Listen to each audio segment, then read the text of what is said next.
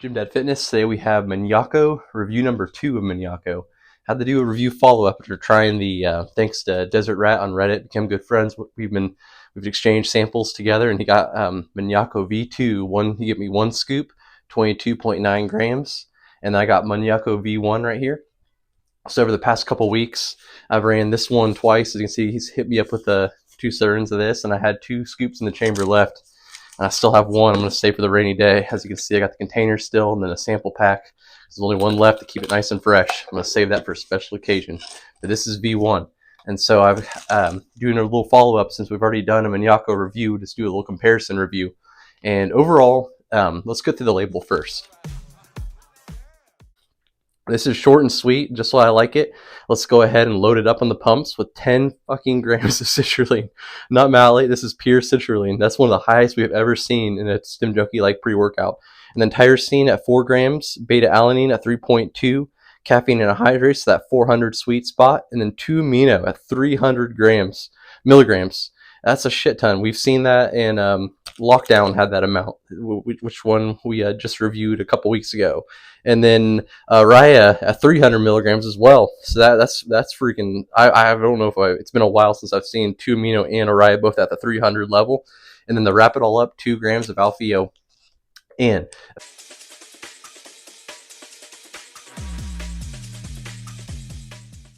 first, I'll start off with because I ran the V2 first, and I'll kind of do a little comparison as I'm going through that one. So this one kicks in a caffeine energy, very similar. You know, it's going to be within the 15 to 20-minute range. You start getting those beta-alanine tingles that complement that, but the real party shows up at like that 40-minute mark. And this V2 was straight buzzing. It was a feel-good, perfect amount of slap. To me, the version 2 keeps the slap just about the same with both the 2 grams Alpha-O, the caffeine level, stuff like that. But for some reason, this one felt like a little bit more like happier. In V1, which I ran today, so it's not a recency bias situation, V1 today was amazing too. It was a very good buzz. It had a good sense of urgency, nothing over the top. My heart wasn't pounding out of the chest. I didn't have any sort of the runny nose, Alpha-O like side effects, which I'm kind of blown away by because I'm running with a little sinus infection right now, so usually it amplifies that runny nose kind of situation. But both pre's, I was so damn sweaty. I don't know if it's the gym being a little warmer too, but I was like dripping. I had like beads on my shoulders, and that always, for some reason, when I get really sweaty and I'm also on a pump product pre, like it kind of amplifies the feel good euphoria because you just look more jacked when you're all sweaty and stuff too. And so the 10 grams of citrulline, obviously the pumps were damn near the same on both. Amazing pump experiences. Absolutely loved it. I am so thrilled that Garage Gym Homie himself has mentioned this before, but I hate when pre-workouts kind of get confused and in between. It's like why I've called him out before, but like this, for instance, like this pre-workout right here, this one's got like 2 grams of citrulline. What the hell are we supposed to do with that? Like, what's even the point? It's like if you're going to put it in there, you might as well get it at the dosage that's actually going to make a difference. And so they go ahead and give you a full-on pump package with both of these V1s and V2s. But the V2, I think a lot of people are going to be clicking on this review is finding out, like, for instance, I had V1, and I had, at the time it came out, V2, I had like 6 or 7 servings of this left. So I didn't buy V1, and I was kind of curious if it even mattered. And it does matter. I am a big fan of V2. V2, I actually enjoyed more. I was kind of blown away, especially with, I've only ever reviewed Dark Labs Maniaco. I'm one of those people that always like to swim the opposite direction when everyone's flocking one way. In Dark Labs, I'm a huge fan. As you can see from my board, I've went through so many Dark Labs products. But, with the raid and everything going on there, and then other brands popping up, I've kind of went to other smaller boutique style brands instead of the big dogs, because there's a lot of reviews out on those guys. I'm trying to find some other ones that people don't have information on. So I'm trying to zig while everyone else is zagging. And so, but I got to do a follow up on this one because, I love Garage Gym Homie. He's one of my inspirations, and the V2 version was so damn good that I feel like it's necessary. I'm going to run it, and if I feel a need, if it's too damn similar, I'll just pass on doing a review. And if not, I'll have a hell of a workout anyway, and it'll be just like V1. But the buzz was, to me, it's more balanced. The V1 had a really, like, the slap was the star. It kind of reminded me of Legit, the second version. The Legit V2 was more of an aggressive power output style pre, which V1 was like, and V2 is like a mini Legit.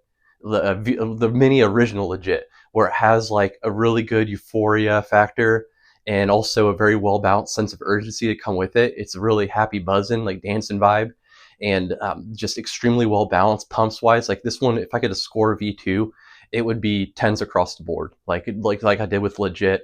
Except for maybe I think legit I had them in the red in all my scores, and this one I'll put in the green in all my scores. Like I still think legit version one.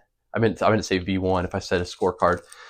Legit V1 still has got to be my number one highest scoring pre-workout.